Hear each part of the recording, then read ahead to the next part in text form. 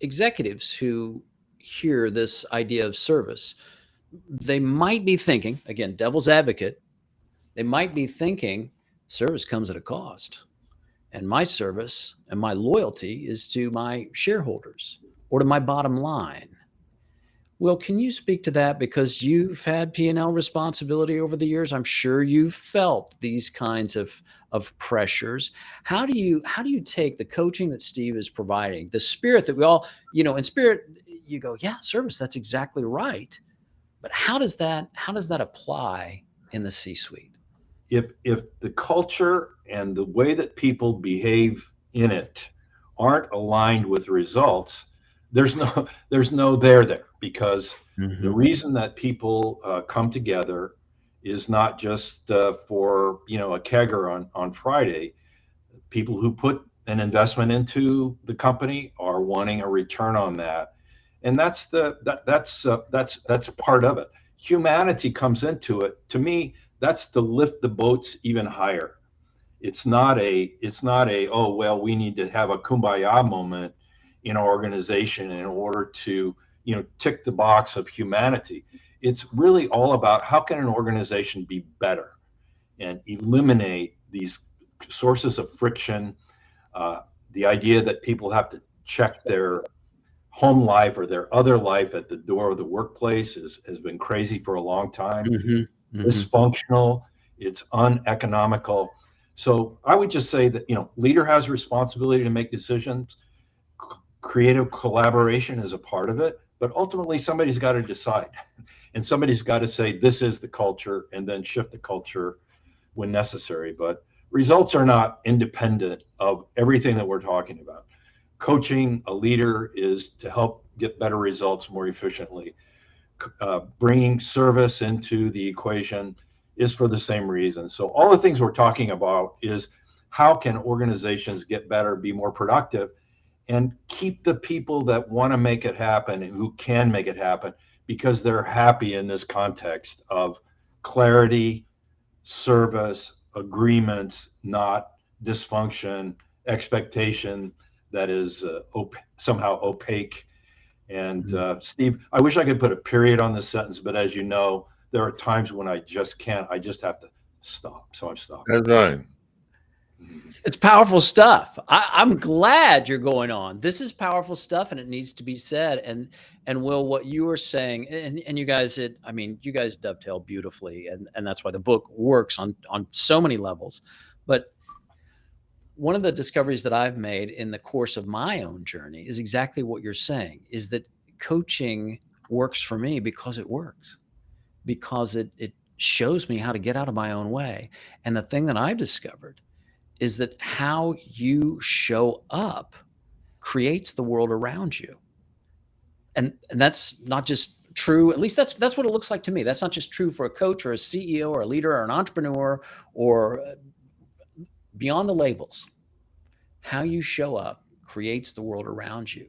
And the coaching conversation, and Steve, if I may be so bold, the coaching conversation that you have shared and being able to go through the coaching school and do the online program and see your insights has helped me to show up differently.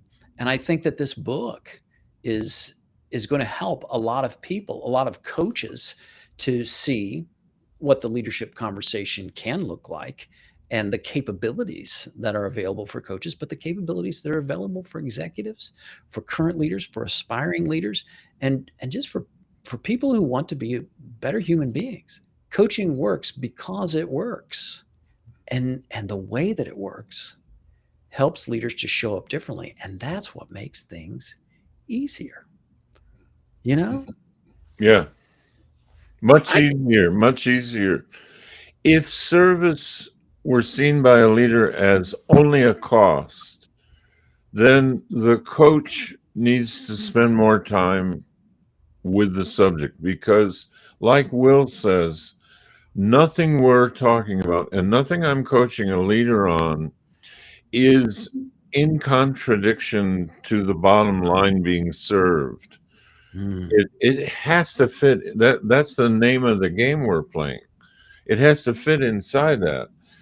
It can't be in addition to that or something that pulls on that.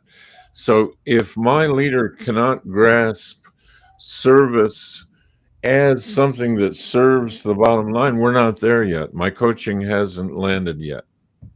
So coaching with a bottom line impact starts with humanity, starts with helping people to find a way to co-collaborate, to co-create, to have that consigliere, that voice at the back door, the person that's there inside a cone of silence to listen confidentially, to provide that perspective into the human operating system, which is a perspective that we all need. And gents, that's what you've done inside the leader and the coach. And I just want to, I'm not wearing a hat, but if I were, I would tip it to you. I want to tip my hat to you and say kudos on what you have created. My closing, comment would be that the whole idea of manifesting or bringing, greater humanity to our lives, let alone, let's say it is in a leadership position, trying to infuse an organization with greater quote unquote humanity. It's not about adding something. It's almost always about taking away something. Preconceptions, expectations, fear, overt emotion. And to the extent that you can peel away these things and not have to have your heart be something that is, oh, I'm at the office, I better, it's like the whole idea that you should have to leave your heart and outside, or your who you are in essence outside. What we're really talking about is taking things away that are not relevant to achieving our objectives, which is better communication, better efficiency, better agreements, greater creativity to help improve the results, which include lifting the people up in the organization where they feel the association that they should.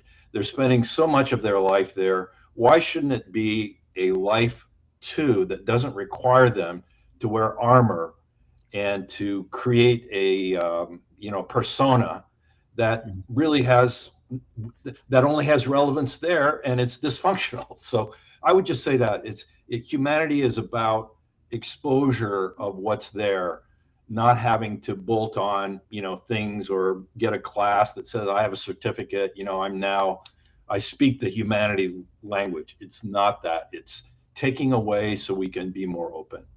And that's looking in the direction of service. So gents, I want to thank you for this conversation. And Will, what you've said is so powerful. For those of you that are still with us today, what is it that you need to take away? What is it that if it were out of your way, you would show up differently? You would access the kind of humanity and collaboration and creation and creativity that these gents are talking about, and that are really at the heart and soul of their new book, The Leader and the Coach. Steve said it. What's the conversation that you need to have? What is that powerful conversation? And Steve, you've encouraged me and you've encouraged thousands of coaches to have that conversation that creates an unforgettable impact. And I just want to say, gents, you've made an impact on me today. And I'm certain for our audience who's watching us live and for those who will be watching the replay.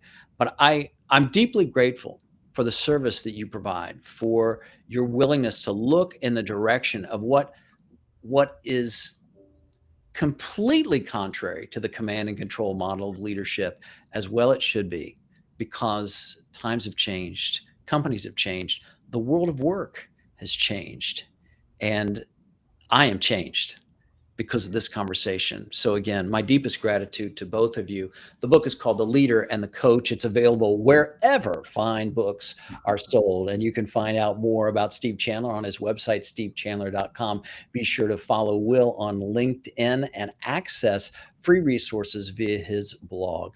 Gents, thank you so much for joining me today on this episode of Finding Easier. Thank you very much for your time.